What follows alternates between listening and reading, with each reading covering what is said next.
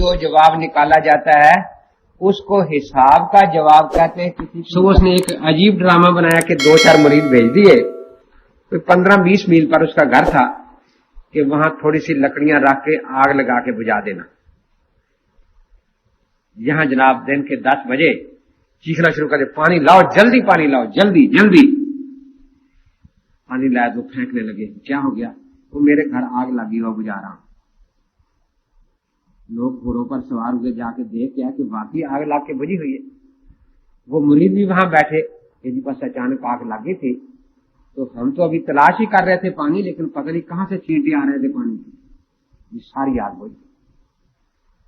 अब तो जो बाकी रह गए थे वो भी मुरीद हो गया हजरत के कि हजरत तो भाई यहां से ये काम और वक्त का सवाल है, ये तकवीम का है, ये जमा का है, ये तकसीम का है, वो निकाल लेगा। अब ये मसला पेश आ गया कि सुबहाना रब्बियल अजीम की जगह भूल कर सुबहाना रब्बियल आला पढ़ लिया, क्या करें? तो मुजतहिद ने कायदों पर यह मसला पेश किया कि कायदा ये है कि फर्ज रह जाए तो नमाज टूट जाती है। सुबहाना रब्बियल अजीम पढ़ना फर्ज नहीं था, इसलिए नमाज टूटी नहीं। दूसरा कायदा ये है, बात सबको समझ आ रही है ना, कि वाजिब रह जाए तो सजदा साहब लाजम आता है। तो चूंकि सुबहाना रब्बियल अजीम वाजिब भी नहीं था, सजदा साहब भी लाजम नहीं आया। सुन्नत रह जाए तो नमाज हो गई, अलबत्ता इस एक सुन्नत का सवाब नहीं मिला। और गुनाह हुआ या नहीं? गुनाह भी नहीं हुआ, क्योंकि अल्लाह ताला ने भूल को माफ फरमा दिया है। अब देखिए इस मसले का ये कायदा, कायदों से जो जवाब निकाला गया इसको कियास कहते हैं कि शरई कवायद से उसका हल निकाल लिया जाए। अब गैर मुकल्लद जो हैं वो कहते हैं कि ये मसाइल आइमा हजरात की जाती राय हैं। ये बिल्कुल गलत है, ये जाती राय नहीं है, बल्कि किताब व सुन्नत के कायदों से जो जवाब निकाला जाए उसको किताब व सुन्नत के ही मसाइल कहा जाता है। तो अब देखिए ये चारों किस्म के मैंने मिसाल बताए ना, तो पहले जो मिसाइल थे रुकू जाना, रुकू का फर्ज होना और फिर तस्बीहात वगैरह पढ़ना, इन दोनों में अपने आप को अहले सुन्नत कहते हैं। मनसूस मसाइल में अहले सुन्नत जो इजमा से मिला था उसको में हम अपने आप को वल जमात कहते हैं, क्योंकि वो मसाइल हमें इजमा से मिले हैं। और ये आखिरी मसले में अपने आप को हनफी कहते हैं, क्योंकि ये इमाम साहब रहमतुल्लाह अलैह ने शरीयत के कायदों से। अब ये जो कहा जाता है कि हनफी सिर्फ वो हैं जो अबू हनीफा के मसाइल मानते हैं और कुछ नहीं, तो ये झूठ हुआ ना। हम अहले सुन्नत वल जमात हनफी हैं। मनसूस मसाइल जितने हैं वो अहले सुन्नत के लफ्ज में आ गए, इजमाई मसाइल लफ्ज वल जमात में आ गए, और जो कियास से मसाइल मुतल्लक थे वो हनफी लफ्ज में आ गए। तो 4 दलीलों के बगैर गुजारा होता ही नहीं। अब बात यह है कि वो कह देते हैं कि भी सिर्फ कुरान हदीस काफी है, तो अवाम के ये लफ्ज ज्यादा प्यारा लगता है कि देखो अल्लाह रसूल के सिवा किसी की बात नहीं मानते। कोई कहता है मैं अहले कुरान हूं, वो सिर्फ कुरान पाक को मानता है, इतना मुवहिद आदमी है और किसी की बात मानने को तैयार नहीं है। लेकिन देखना यह है कि कानून वो नहीं अच्छा होता जो लफ्जों में अच्छा हो, ये कि चल सकता है या नहीं। अब जब कुरान पाक में और अहादीस में नमाज पढ़ने का हुक्म मौजूद है, तो कानून वही होगा जो नमाज का हमें मुकम्मल तरीका सिखा दे।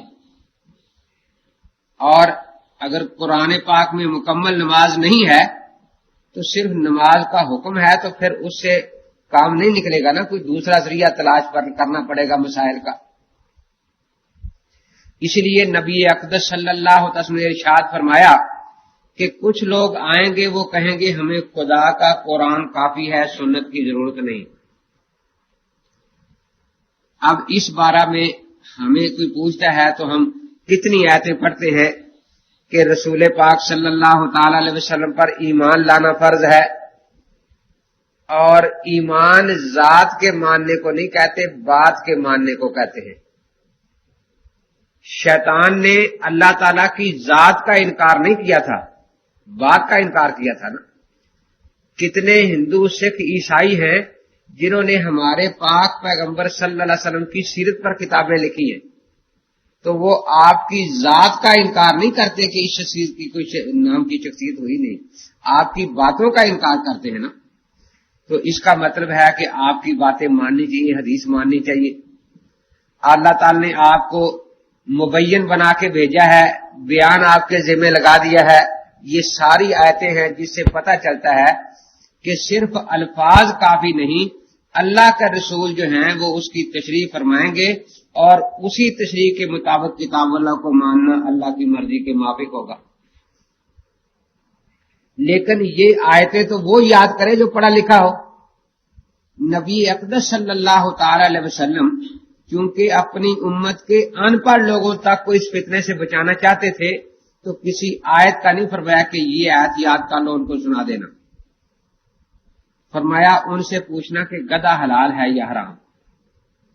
اب گدھا دنیا میں موجود تو ہے نا، اب وہ کہیں گدھا حلال ہے، اچھا جی قرآن میں دکھا دو. وہ کہیں حرام ہے، اچھا جی قرآن میں دکھا دو. اب قرآن پاک میں نہ گدھے کا حلال ہونا لکھا ہے نہ حرام ہونا لکھا ہے. الیوم اکملت لکم دینکم لکھا ہے کہ دین کامل ہے، لیکن یہ گدھے کے بارے میں حلت اور حرمت کا کوئی حکم قرآن پاک میں موجود نہیں. تو پہلے احساس ضرورت پیدا کیا گیا کہ بھئی کوئی اور ماخذ بھی ہوگا جہاں سے پتہ چلے گا کہ گدھا حلال ہے یا حرام. تو اب اس کو ماننا پڑے گا کہ کتاب اللہ کے سوا سنت بھی ایک ماخذ ہے. اسی پر مجھے اپنا ایک واقعہ یاد آیا. میں ایک گاؤں میں گیا، جلسہ ہو رہا تھا غیر مقلدوں کا، بڑا شور تھا، اشتہار لگے ہوئے تھے، اہل حدیث کانفرنس. میں ویسی تعزیت کے سلسلے میں گیا تھا، کوئی پروگرام پہلے نہیں تھا. بڑا شور مچ رہا ہے، آؤ یہ تمہیں ہدایت سے مسائل بتاتے ہیں، ہم بخاری سے بتائیں گے. یہ تمہیں قدوری سے بتاتے ہیں، ہم ترمذی سے بتائیں گے. یہ تمہیں بہشتی زیور سے بتاتے ہیں، ہم ابو داؤد سے مسائل بتائیں گے. قرآن حدیث سے، قرآن حدیث سے، قرآن حدیث سے. میں نے 2-3 لڑکے کالج کے بلائے، ان کو بھیجا کہ ان سے جا کے پوچھنا ہے مولوی صاحب سے کہ بھینس کو عربی میں کیا کہتے ہیں. وہ کہے گا جاموس. جاموس تو لکھ لینا. اب انہیں کہنا کہ یہ قرآن اور حدیث سے ثابت کر دو کہ بھینس حلال ہے یا حرام. ٹھیک ہے، وہ چلے گئے. اور میں نے کہا پہلی جو کارروائی ہو ایک لڑکا بتانے ہے، باقی 2 بیٹھے رہے کہ بعد میں کیا ہوتا ہے، باری باری ہے. انہوں نے جا کر پوچھا کہ جی بھینس کو آپ کیا کہتے ہیں عربی میں؟ اس نے کہا جاموس. نے کہا ٹھیک ہے، میں لکھ لوں ذرا. دیکھا اب جاموس کا لفظ قرآن پاک کی کوئی آیت پڑھیں جس میں لفظ جاموس آیا. قرآن پاک میں تو نہیں ہے. معلوم ہے قرآن میں اس کے حلال حرام ہونے کا کوئی ذکر نہیں. حدیث شریف پڑھے بخاری شریف کی. اس نے کہا دیکھو تم شرارت کرنے آئے ہو. تو بالکل شرارت کرنے نہیں آئے، یہ تو ہماری ضرورت ہے. بھینس کا دودھ پینا ہے، گوشت کھاتے ہیں، لسی پیتے ہیں، مکھن کھاتے ہیں. فرق یہ ہے کہ پہلے یہ ضرورت ہم پوری کر رہے تھے بہشتی زیور سے، اس میں ہم نے پڑھا تھا کہ بھینس حلال ہے. اب آپ نے اعلان کر دیا کہ بہشتی زیور غلط کتاب ہے. تو صبح آپ کو پتا ہے کہ سارے مسلم نماز تو پڑھتے نہیں، لیکن دودھ اور چائے تو سارے پیتے ہیں نا. تو پہلی ضرورت ہماری صبح کو یہی ہے کہ وہ نماز پڑھے یا نہ پڑھے حلال حرام کا تو پتہ ہونا چاہیے نا. تو کہتے ہیں نا کہ عید کا دن تھا تو بیٹی نے سیویاں پکائیں، تو والد صاحب سے کہا کہ ابا جی آپ نے روزہ تو رکھا نہیں، آج عید کی سیویاں کھائیں گے یا نہیں؟ کہ بیٹی عید کی سیویاں نہ کھاؤں تو کافر ہو کے مر جاؤں. یعنی کفر اسلام تو سیویوں پر آ گئے نا، روزوں کا تو مسئلہ ہی نہیں ہے نا. تو اس نے کہا کہ یہ تو ہر آدمی نمازی ہو یا غیر نمازی اس کی ضرورت ہے. صبح ہم نے دودھ چائے وغیرہ پینی ہے، دہی کھانا ہے. جب انہوں نے دیکھا کہ یہ کالج کے لڑکے ہیں جائیں گے نہیں، تو اس نے سپیکر والے کو اشارہ کیا کہ سپیکر بند کر دے گا. سپیکر بند کر دیا اس نے. کبھی سچی بات یہی ہے کہ یہ مسئلہ ہم قیاس سے لیتے ہیں. انہوں نے کہا کہ پھر سچ بولنا چاہیے، بتانا چاہیے، لوگوں کو چھپانا چاہیے کہ میں نے بتا تو دیا نا. کہتے اس طرح نہیں، آپ سپیکر کھولیں اور 10 مرتبہ اعلان کریں گے کہ ہم اہل قیاس ہیں، ہم اہل قیاس ہیں، ہم اہل قیاس ہیں۔ وہ بڑا پریشان کہ یہ کیا مصیبت ہوگی؟ کہ جب آپ قیاس کو مانتے ہیں تو اہل قیاس ہوئے نا، کیوں لوگوں کو دھوکہ دیتے ہو ہم اہل حدیث ہیں؟ آپ تو اہل قیاس ہیں۔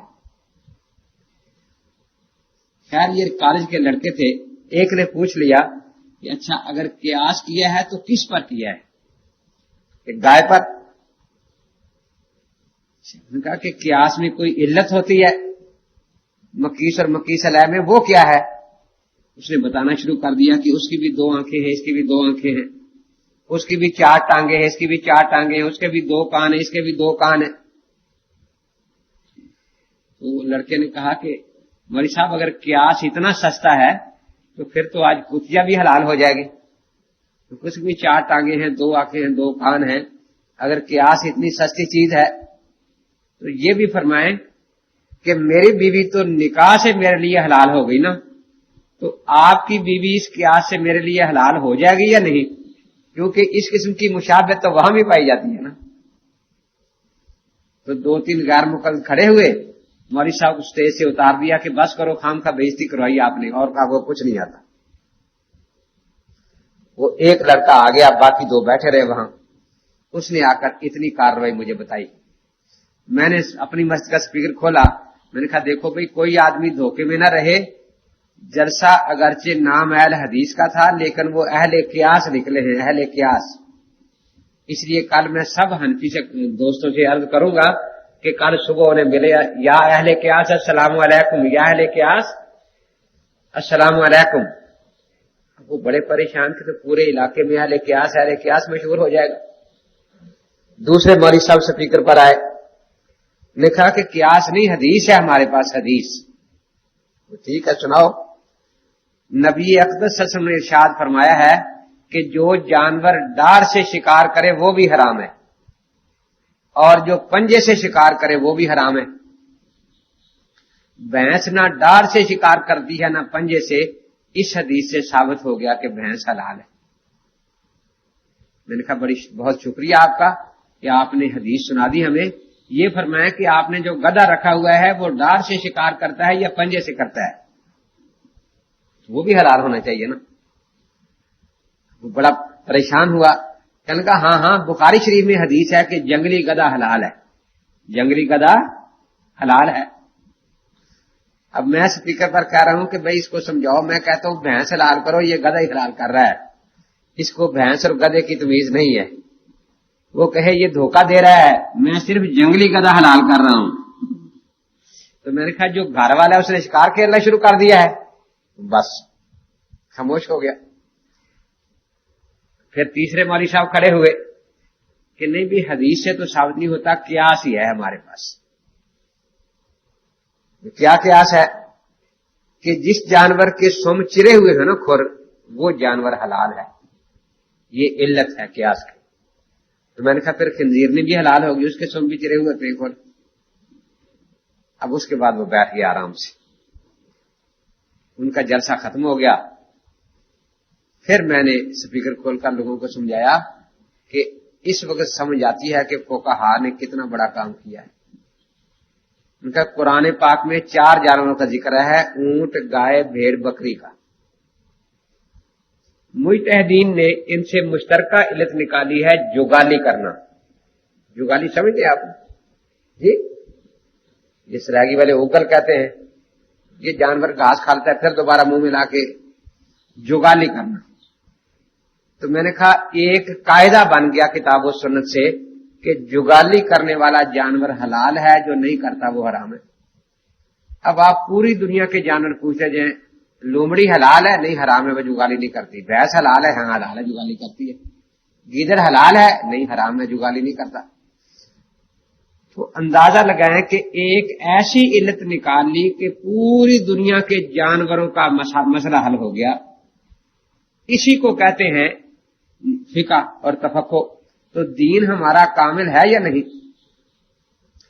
یہ لوگ جو دھوکہ دیتے ہیں کہ ہم صرف قرآن حدیث، صرف قرآن حدیث مانتے ہیں، اسی دھوکے میں لوگ ان کے پاس جاتے ہیں۔ تو اسی پر 2-3 سوال ایسے ذہن میں رکھیں کہ جو آگے چل ہی نہ سکے۔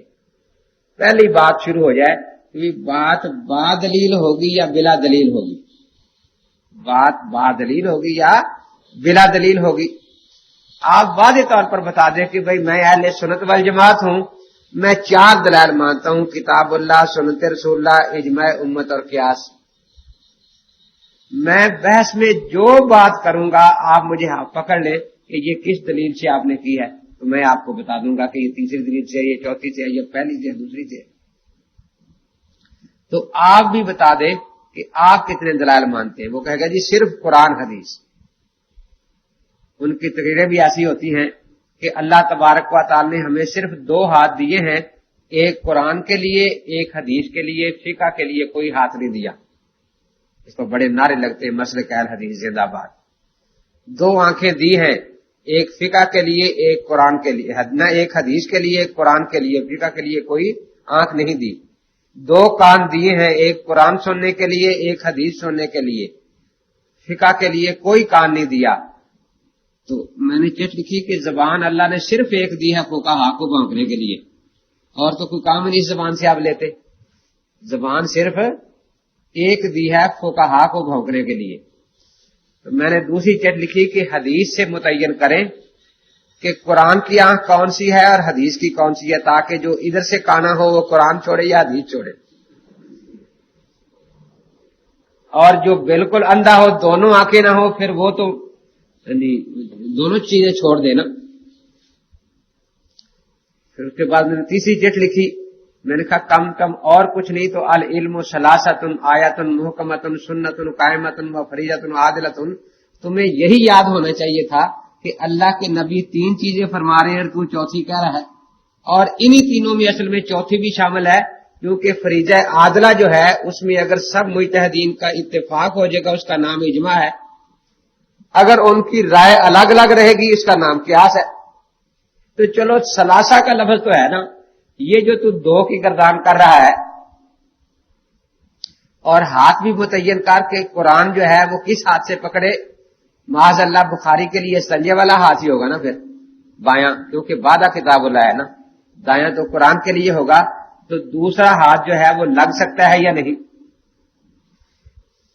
وہ ثوابی میں بیٹھا تھا تو 2-3 غیر مقلد ٹیپ ہاتھ میں لی آ گئے، السلام علیکم جی، السلام علیکم۔ میں نے بایاں ہاتھ کے، میں نے کہا وعلیکم السلام، وعلیکم السلام، پیچھے ہٹ گیا۔ کیا ہوا؟ یہ کیا تھا؟ میں نے کہا وہ کیا تھا؟ ہاتھ تھا۔ میں نے کہا یہ ٹانگ تھی؟ یہ بھی تو ہاتھ ہی تھا نا۔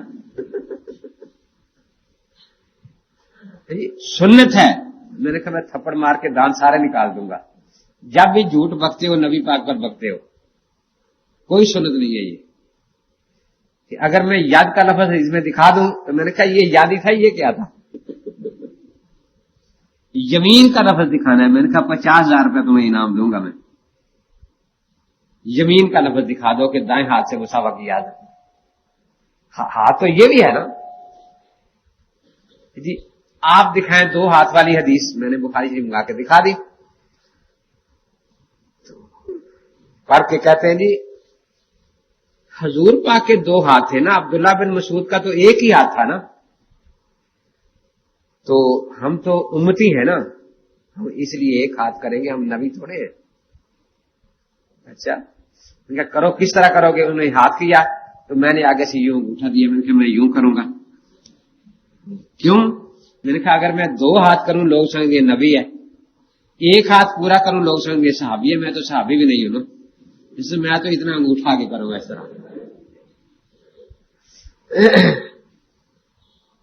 دراصل ان پڑھوں کے پلے حدیث بڑھ گئی ہے۔ وہ ایک سکھ چلا گیا انگلستان، تو وہاں تو انگریزی بولتے ہیں نا، تو انگریزی ڈکشنری ساتھ رکھ لی لغت۔ اب وہاں گیا تو سب سے پہلے تو پیٹ کا مسئلہ ہوتا ہے نا، بھوک لگتی ہے، جنت چھوڑی پیٹ کر آئے ہم، بابا جی کو سب کچھ ملتا تھا نا وہاں، کہتے چلو روٹی کھائیں چل کے دنیا میں۔ تو ایک ہوٹل پر گیا، وہاں کھانے لکھے ہوئے تھے، تو جیسے ہمارے ہاں بڑے ہوٹلوں میں الگ الگ گوشت مل جاتا ہے کہ یہ شریفہ ہے، یہ دل کا گوشت ہے، یہ جگر گردے ہیں، گیا زبان کا گوشت الگ پکا ہوا تھا، ڈکشنری کھولی لغت کی کتاب، تو تو اب اس کو بھی زبان کہتے ہیں نا، اور یہ بھی زبانیں ہیں، اردو، انگریزی، پنجابی.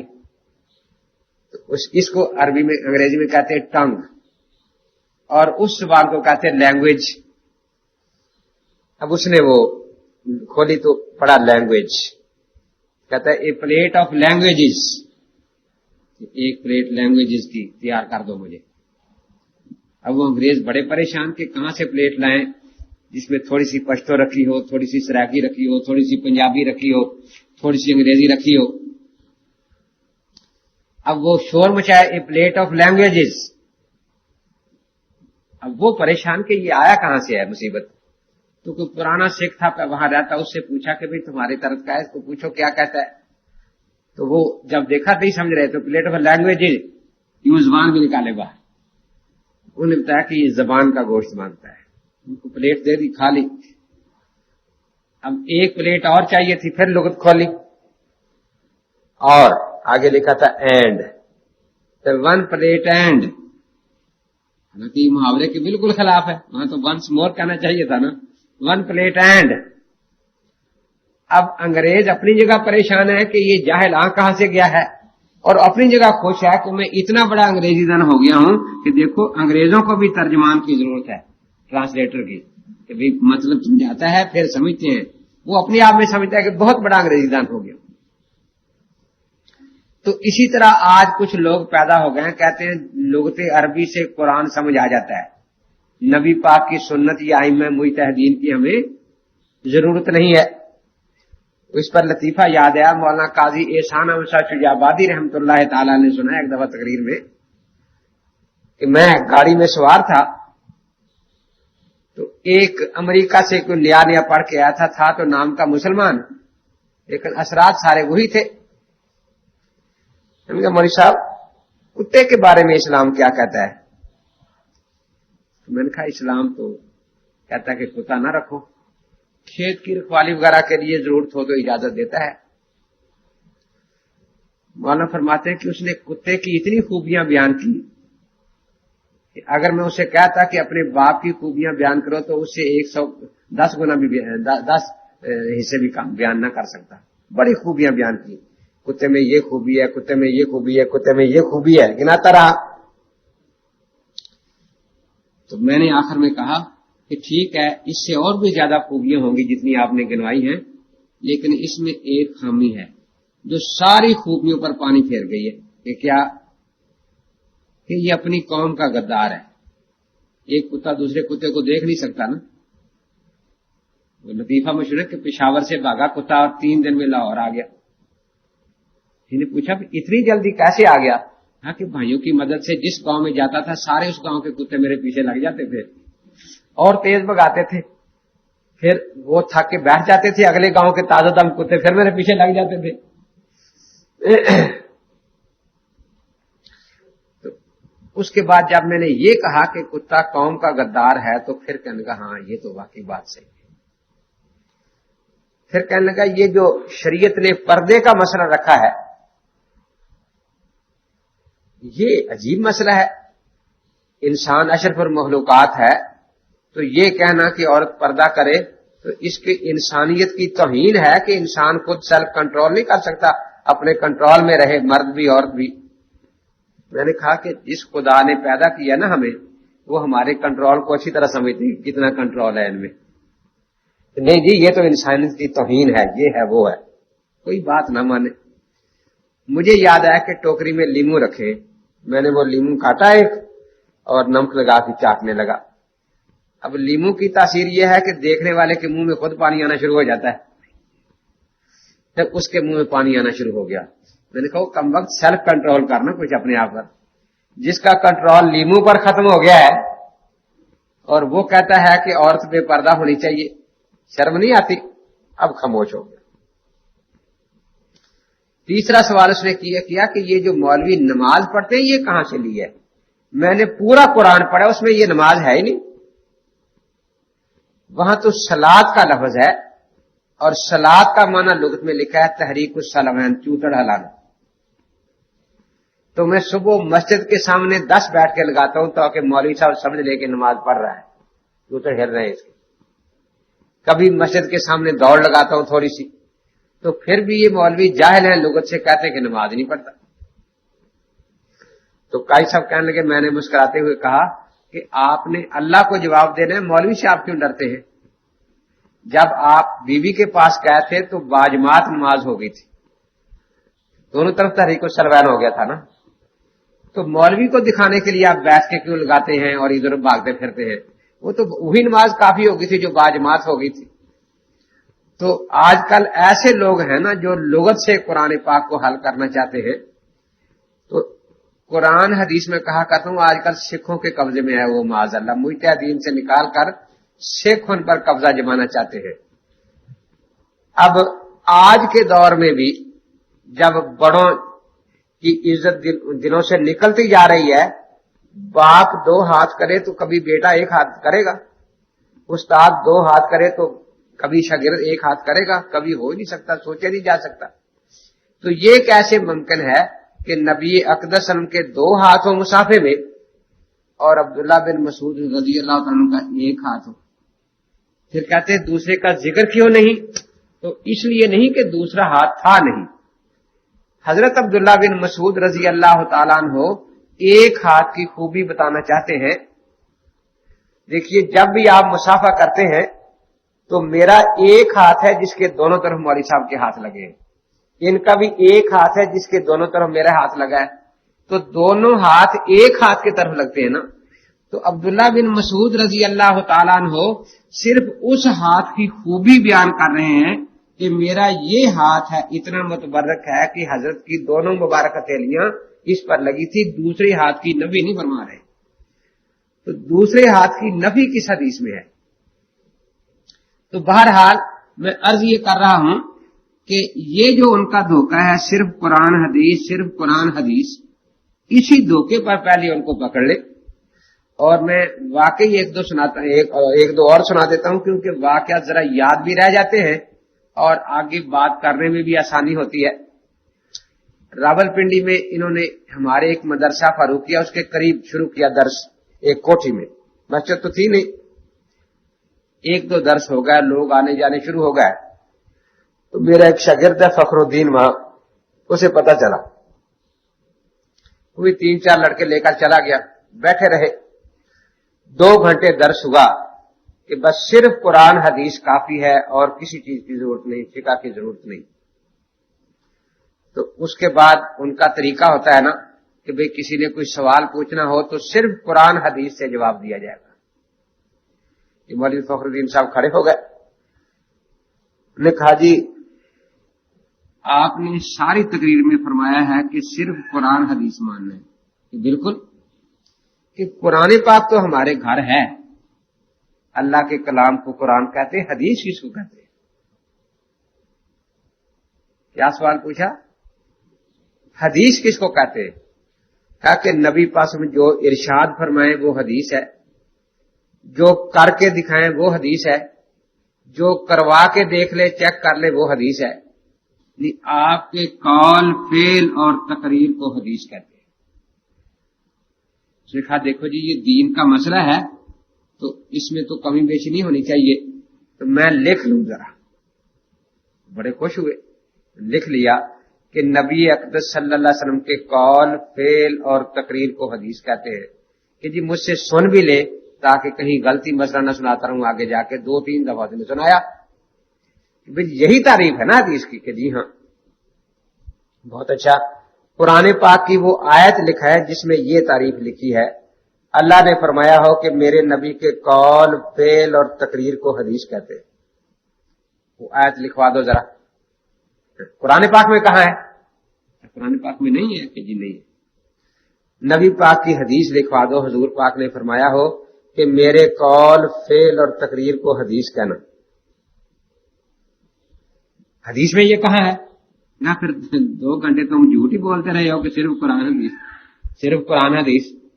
حدیث کی تعریف بھی پتہ نہیں کس امتی سے چوری کی ہے آپ نے۔ تو مجھے تو اگر تم سچے ہو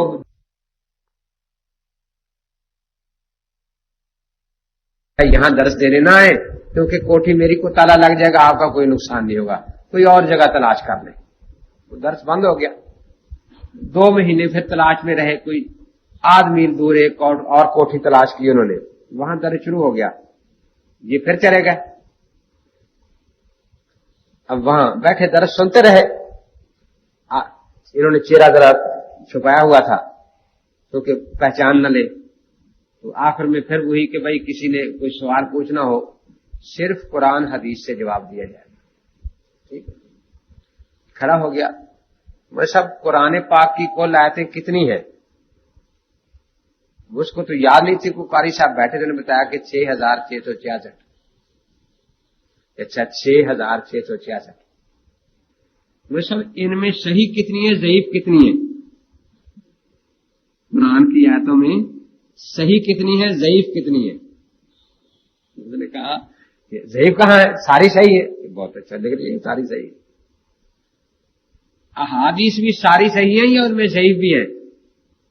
कि नहीं, हदीसें सही भी होती हैं, ज़ईफ भी होती है, उनमें तकसीम है।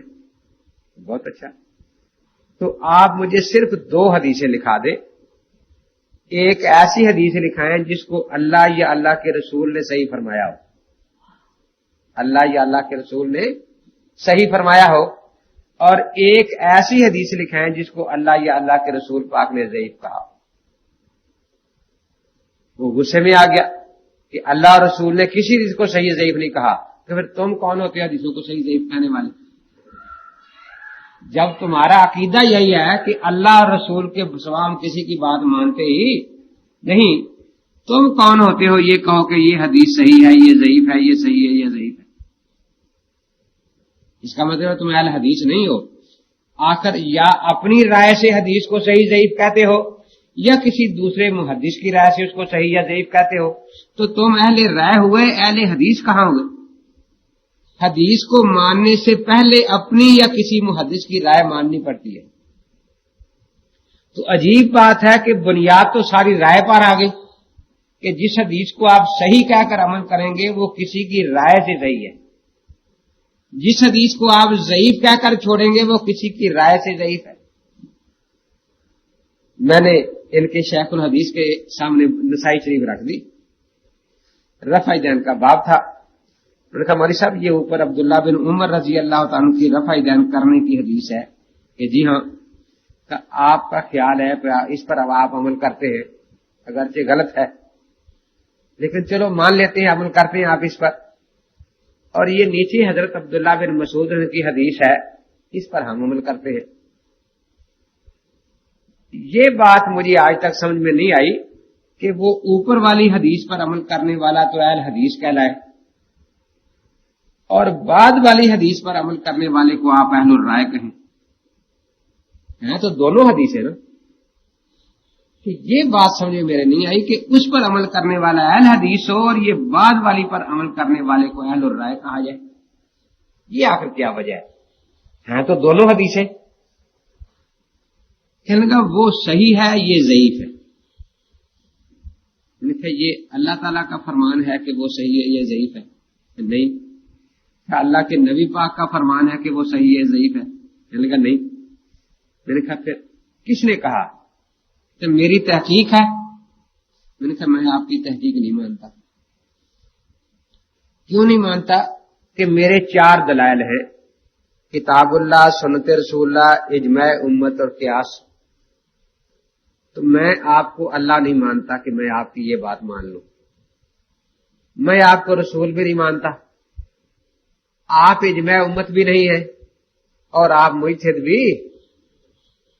तो मैंने पूरे गौर से देखा कि मेरी 4 दलीलों में से किसी दलील में आप आ सकते हैं या नहीं। तो मेरी किसी दलील में आप नहीं आ रहे, इसलिए मैं आपकी बात ये नहीं मानता। मैं मजबूर हूं क्योंकि मैं 4 दलाइल मानता हूं। खामोश। मैंने कहा कोई और बात करो, अल्लाह रसूल की बात सुनाओ, अपनी बातें ना सुनाओ मुझे। बिल्कुल खामोश। मैंने कहा देखो हम 4 दलीलें मानते हैं, हम तो ये हदीस हम सुनाए, कोई पूछे कि इस हदीस को अल्लाह और अल्लाह के रसूल ने सही कहा, हम लिख को देने को तैयार है कि नहीं सही कहा। फिर तुम क्यों सही ज़ईफ कहते हो? हम कहेंगे कि फिर हम तीसरा कदम उठा लेंगे कि अगर उस हदीस पर 4 आइमा का अमल है تو ہم کہیں گے بدلیل اجماع یہ حدیث صحیح ہے. تو دلیل سے صحیح ہوئی نا، کیونکہ اجماع ہمارے ہاں دلیل شرعی ہے. اور اگر ائمہ حضرات اس مسئلے میں اختلاف ہوگا تو ہم کہیں گے کہ ہمارے امام ابو حنیفہ رحمۃ اللہ علیہ کا عمل اس کے مطابق پایا گیا فقہ کی کتابوں میں، اس لیے ہم اپنے امام کے عمل کی وجہ سے اس کو صحیح کہتے ہیں، اور ساتھ لکھ کر دینے کو تیار ہیں کہ ہم میں کوئی ضد نہیں. جس حدیث کے موافق ہمارے امام صاحب کا عمل ہے ہم اس کو صحیح کہتے ہیں. اگر کوئی اس حدیث کو اللہ تعالی سے ضعیف ثابت کر دے تو ہم اپنے امام کی بات چھوڑ دیں گے، اس حدیث کو صحیح کہہ دیں، ضعیف کہہ دیں گے. اگر کوئی اللہ کے رسول سے ثابت کر دے کہ یہ حدیث ضعیف ہے تو ہم اپنے امام کی بات چھوڑ دیں گے، بالکل ضد نہیں کریں گے. اگر کسی خلیفہ راشد یا صحابی سے ثابت کر دے کہ یہ حدیث ضعیف ہے ہم بالکل ضد نہیں کریں گے، ہم وہ حدیث چھوڑ دیں گے. لیکن اگر آپ خیر القرون کے بعد کے کسی امتی کی رائے بیان کریں تو ہم اپنے امام کو خیر القرون کے بعد والوں کے لیے چھوڑنے کے لیے تیار بالکل نہیں ہے. کہ جہاں خیر ہی خیر اکٹھی ہو گئی، ایک تو فقہ خود خیر تھی، میں یرد اللہ بخیر یفقہ فی الدین، پھر فقیہ بھی خیر القرون کا ہو، زمانہ بھی خیر کا اور فقہ بھی خیر، اور اس مقام پر ہو کہ ساری دنیا قیامت تک فقہ بھی اس کی عیال ہے، تو اس کی بات چھوڑ کر ہم بعد والے کسی اور کی بات ماننے کو تیار نہیں ہیں. تو ہم 4 دلیلیں مانتے ہیں. میں یہی بات سمجھا رہا ہوں اس وقت. جو بات میں کہوں گا آپ مجھ سے پوچھ سکتے ہیں کس دلیل میں. مثلا میں نے کہا کہ امام بخاری رحمۃ اللہ علیہ محدث ہے، قرآن پاک میں لکھا ہے؟ نہیں ہے نا، حدیث پاک میں ہے. تو میں یہی آپ مجھ سے پوچھتے ہیں کہ آپ دلیل سے کہتے ہیں بغیر دلیل کے؟ میں کہتا ہوں دلیل سے. کون سی دلیل ہے؟ کہ محدثین اہل فن کا اجماع ہے کہ امام بخاری محدث ہے، اور اجماع ہمارے ہاں دلیل شرعی ہے. میں کہتا ہوں کل فاعل مرفوع، ہر فاعل مرفوع ہے. تو آپ پوچھتے ہیں یہ دلیل سے کہا ہے یا بغیر دلیل کے؟ میں کہتا ہوں دلیل سے. کہ کیا قرآن کی آیت ہے، نبی کی حدیث ہے؟ نہیں، اہل فن کا اجماع ہے کہ ہر فاعل مرفوع ہوتا ہے. تو دیکھیے نا، ہم کسی کو محدث مانے، فقیہ مانے، مفسر مانے، تو اس کو بھی ہم دلیل سے مانتے ہیں کہ اہل فن نے، محدثین نے امام بخاری کو مانا ہے کہ یہ محدث. جیسے ڈاکٹر ہم اسی کو مانتے ہیں جس کو ڈاکٹر مانتے ہوں کہ واقعی یہ ڈاکٹر ہے. کسی طریقے یہی وجہ ہے کہ ہم مودودی کو مفسر نہیں مانتے، کیونکہ مودودی کو کسی صاحب فن، تفسیر کے فن والے نے مفسر نہیں کہا، ان پڑھ لوگ اس کو مفسر کہتے. اور مفتی محمد شفیع صاحب کو مفسر مانتے ہیں کیونکہ اہل فن مانتے ہیں کہ یہ مفسر ہے. ایک فرق تو یہ ہے. دوسرا فرق کیا ہے تفہیم القرآن میں اور معارف القرآن میں؟ کہ مفتی محمد شفیع صاحب رحمۃ اللہ تعالی علیہ قرآن کی آیت لکھتے ہیں، نیچے ترجمہ لکھتے ہیں، اس پر بھی اکثر حوالہ دیتے ہیں کہ مولانا تھانوی رحمۃ اللہ کا ترجمہ ہے. آگے جو لکھتے ہیں پھر حوالہ دیتے ہیں کہ یہ در منصور میں ہے، یہ قرطبی میں ہے. تو پڑھنے والے کو ساری باتیں الگ الگ نظر آتی ہیں کہ اتنے خدا کا کلام ہے، اتنا مفسر کا کلام ہے. تو وہ مفسر کے کلام کو مفسر کے کلام کی حیثیت سے مانے گا. اس کے برعکس تفہیم القرآن میں سارا ایک ہی انداز ہے، اس لیے وہ جب مودودی کے الفاظ کو بھی اللہ کے الفاظ ہی سمجھے گا نا کہ یہ خدا تعالیٰ کا فرمان ہے. تو یہ جو درجہ بندی ہے یہ ہمارے ہاں تفاسیر میں ہوتی ہے کہ انسان کے کلام کو انسان کا کلام سمجھا جائے. یہ جو بائبل وغیرہ میں تحریف ہوئی، تورات، زبور، انجیل میں، وہاں یہی دھوکہ تھا کہ جو مترجموں کی باتیں تھیں وہ بھی ساری خدا کی باتیں سمجھی جانے لگی، جو حاشیے تھے وہ بھی خدا کی باتیں سمجھی جانے لگی. تو اسی طریقے سے یہ فرق ہے. ہم کہتے ہیں امام ابو حنیفہ رحمۃ اللہ فقیہ ہیں، تو دلیل سے کہتے ہیں یا بغیر دلیل کے؟ دلیل ہے کہ ائمہ فقہا ان کو اپنا امام مانتے ہیں. تو اس لیے ہم صحیح حدیث کی تعریف لکھیں گے. جتنی بھی اصول ہیں، اصول حدیث ہو، اصول فقہ ہو، اصول تفسیر ہو، صرف نحو کے قواعد ہوں، تو دو حصوں میں تقسیم ہوں گے، یا تو اس پر اہل فن کا اتفاق ہے تو ہم بدلیل اجماع ان کو مانیں گے، اور اگر اختلاف ہے تو پھر ہم جس طرف ہماری فقہ حنفی ہمیں رہنمائی کرے گی، جو کہ ہم حنفی ہے نا، اس لیے ہم حنفی اصول کو تسلیم کریں گے، دوسروں کے اصول کو ہم تسلیم نہیں کریں گے۔ ہاں اتنا فرق ضرور کر لیں گے۔ کیا فرق؟ اچھی طرح ذہن میں رکھے، کتاب اللہ، سنت رسول اللہ، اجماع امت، یہ تینوں دلیلیں حجت ملزمہ ہیں۔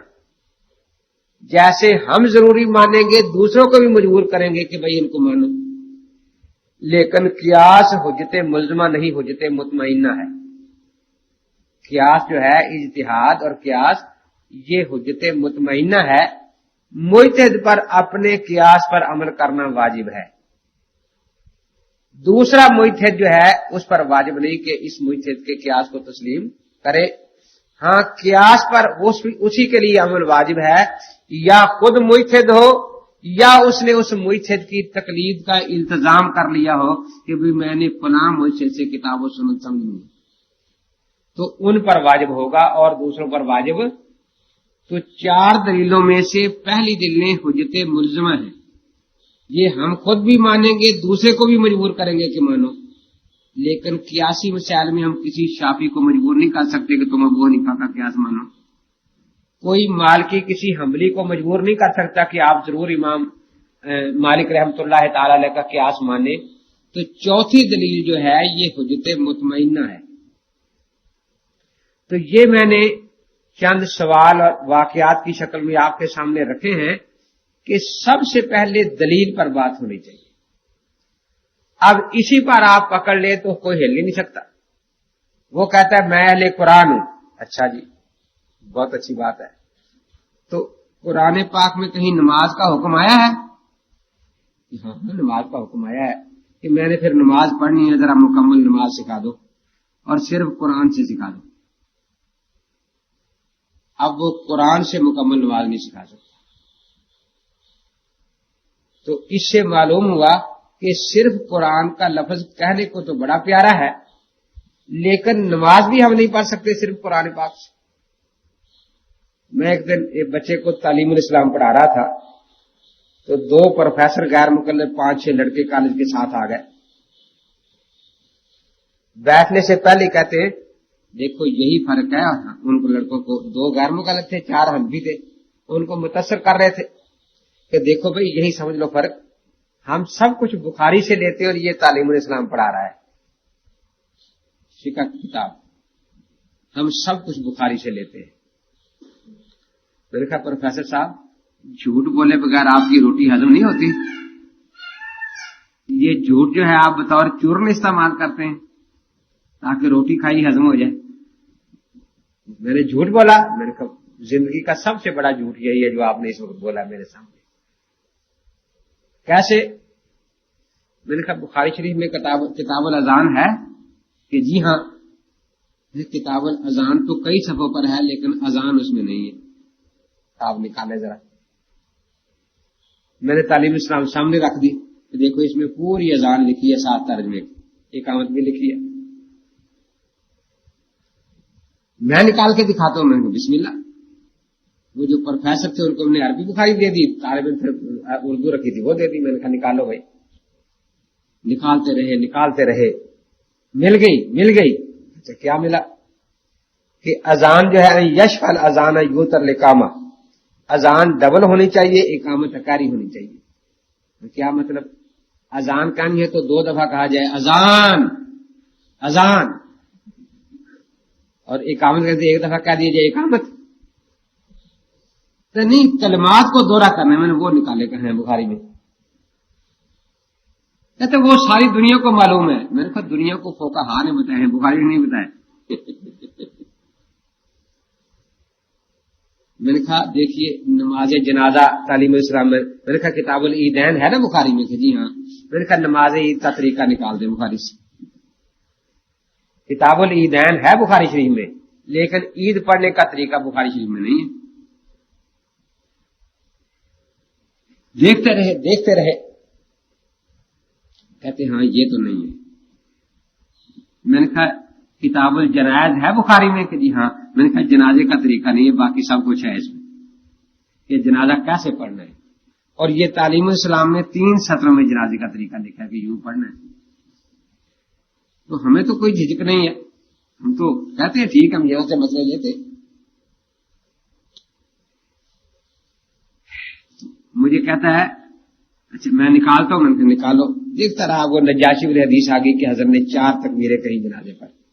मिल गया जी, जनाजा मिल गया। मैंने कहा क्या मिला? कि हजरत ने जनाजे में 4 तकबीरें कही। तो मैंने उसकी तरफ मुंह करके 4 दफा कहा अल्लाह अकबर अल्लाह अकबर अल्लाह अकबर अल्लाह अकबर। मैंने कहा आपका जनाजा हो गया या नहीं? अभी कमी है, पूरा तो नहीं हुआ ना। तो मैंने कहा फिर जनाजा तो न निकला ना। आखिर बड़ा झुंझलाया। मुझे कहता है इमाम बुखारी नमाज नहीं पढ़ते थे, ईद नहीं पढ़ते थे। मैंने कहा बुखारी सामने रखकर तो बिल्कुल नहीं पढ़ते थे, तो पक्की बात है। और अब कैसे पढ़ते थे? हमारे पास तो इसका जवाब है कि वो चूंकि इमाम शाफी के मुकल्लिद थे, फिका शाफी से देखकर नमाज पढ़ते थे। फिका शाफी से देखकर वो जनाजा पढ़ते थे, ईद पढ़ते थे। आप बताएं कि आप उनको मुकल्लिद भी नहीं मानते और बुखारी में है नहीं नमाज पढ़ने का तरीका। सुबहानक अल्लाहुम्मा पूरी बुखारी में कहीं नहीं, सुबहान रब्बियल अज़ीम पूरी बुखारी में कहीं नहीं, सुबहान रब्बियल आला बुखारी में नहीं। अजीब बात यह है कि सिहासिता आप पढ़ रहे हैं, सिहासिता वालों में ये सारे हदीस लहे इन्नमल आमालु बिन्नियात, लेकिन किताबुस सलात में कोई भी नहीं लाया इसको बिल्कुल। तो नमाज में नियत जरूरी नहीं है। नसाई वगैरह वुजू में ला रहे हैं, क्योंकि इख्तलाफ है ना इमाम शाफी से वुजू की नियत के बारे में। तो अपने आइमा का लिहाज बांध कर ये बाप बांधते हैं ना हजरात, अपने आइमा के एतबार से। किताबुस सलात में पूरी सियासिता में इन्नमल आमालु बिन्नियात नहीं है। ये दुरूद शरीफ जो हम नमाज में पढ़ते हैं बुखारी शरीफ में 11 जगह है, लेकिन किताबुस सलात में नहीं है। बल्कि कोई हदीस भी नहीं कि नमाज में दुरूद पढ़ना चाहिए, बुखारी शरीफ में कोई हदीस नहीं है। तो मैंने कहा इमाम बुखारी रहमतुल्लाह ताला अलैह तो मुकल्लिद थे इमाम शाफी रहमतुल्लाह अलैह के, वो उनके तरीके पर उनकी फिका के मुताबिक नमाज पढ़ते थे। ये कोई कुरान हदीस में है कि वो मुकल्लिद थे? मैंने कहा चलो आप कुरान हदीस से दिखा दें कि वो गैर मुकल्लिद थे।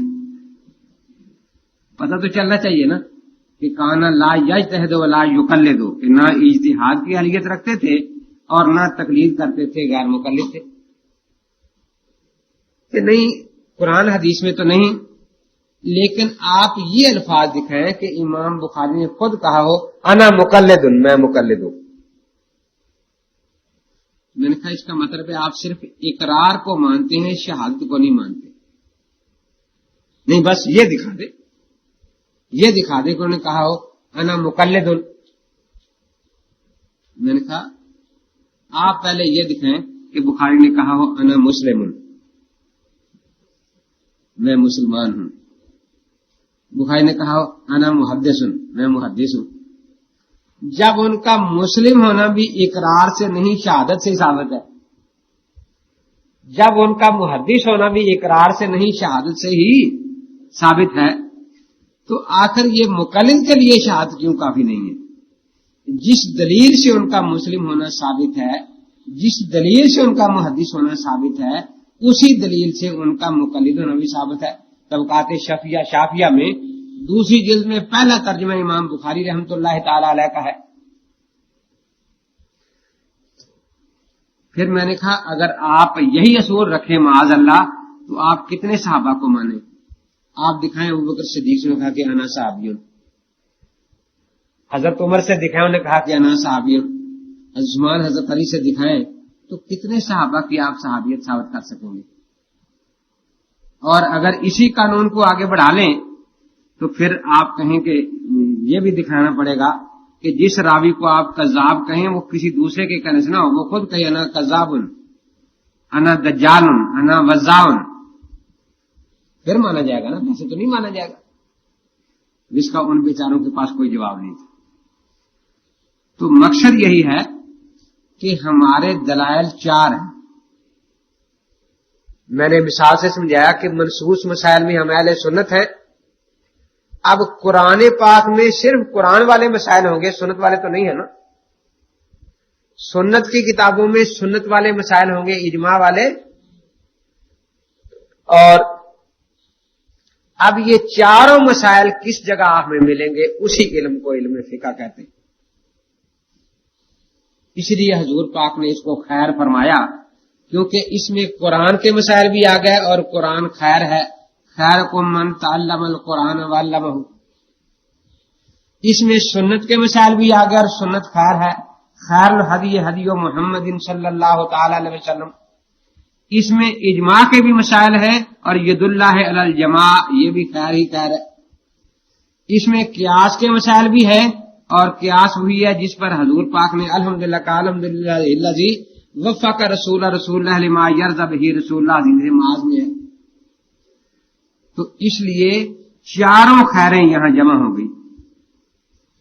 جیسے میں اس کی عوام کو سمجھانے کے لیے مثال دیا کرتا ہوں کہ اسکول میں طلبہ پڑھتے ہیں، یہ ریاضی کی کتاب ہے، یہ انگریزی کی، یہ دینیات کی، یہ جغرافیہ کی، اور ایک گائیڈ ہوتی ہے جس میں سارے مضامین یکجا آ جاتے ہیں. تو فقہ جو ہے یہ اسلامی علوم کی گائیڈ ہے. جس نے فقہ کو مانا پہلے نمبر پر قرآن کو مانا. جس نے فقہ کو مانا پہلے نمبر پر قرآن کو مانا، دوسرے نمبر پر سنت کو مانا، تیسرے نمبر پر اجماع امت کو مانا اور چوتھے نمبر پر قیاس کو مانا. تو فقہ کو ماننے والا سب کا ماننے والا ہے. یہ کہنے کہ فقہ کا ماننے والا قرآن حدیث کو نہیں مانتا، یہ بہت بڑا جھوٹ ہے.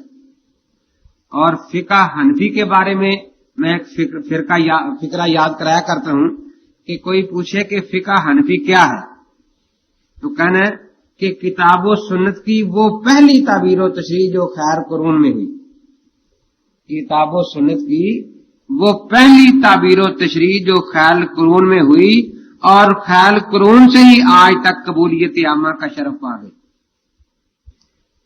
پہلی تعبیر و تشریح.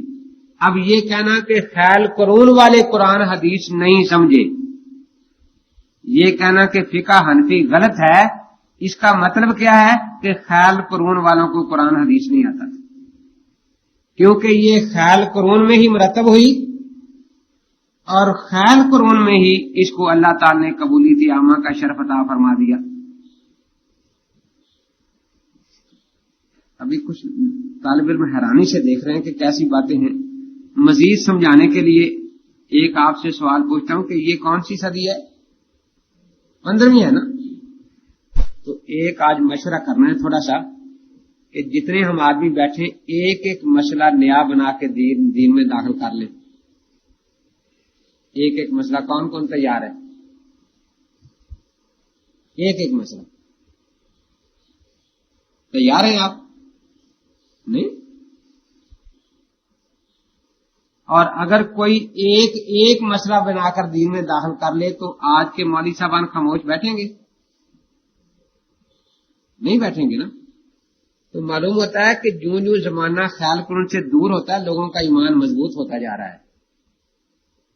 اور خیال قرون والوں کا ایمان بڑا ہی کمزور تھا کہ 12,90,000 مسائل امام ابو حنیفہ رحمۃ اللہ معاذ اللہ گاڑ کے دین میں شامل کر دیے. آج میں محنت کر رہا ہوں کہ ایک ہی کر لو اور کوئی تیار نہیں ہو رہا، میرا ساتھ ہی تو نہیں دیتا. مولوی صاحبان سے ڈر ہے.